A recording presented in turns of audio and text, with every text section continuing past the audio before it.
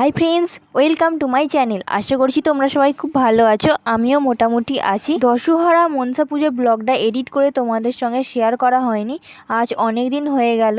এটা ওটা কাজে ব্যস্ত থাকায় তোমাদের সঙ্গে ব্লগ এডিট করে শেয়ার করা হয়নি। এখান থেকে ব্লগটা স্টার্ট করছি। প্রথমেই দেখতে পেলে মা চাল কড়াই ভাজছিল, কারণ আমাদের ঠাকুরকে চাল কড়াই দিয়ে পুজো দিতে হয়। 10 রকম কড়াই ভাজা দিয়ে আর 10 রকম ফল, 10 রকম ফুল এইসব দিয়ে পুজো দিতে হয়। তারপর দেখো আমি ঘরের পুজোটা সেরে নিয়েছি। আর তোমরা কমেন্টে জানাবে তোমাদের কাদের কাদের এরকম চাল কড়াই ভাজা দিয়ে পুজো দিতে হয়।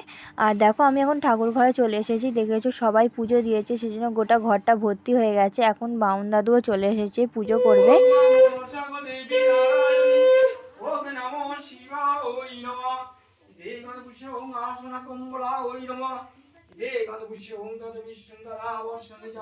ওদিকে এখন পুজো শেষ, বাড়িতে এসে দেখি মা লুচি ভাজছে। আর জলখাবারে লুচি আর ঘুগনি আর মিষ্টি দিয়েই সারবো।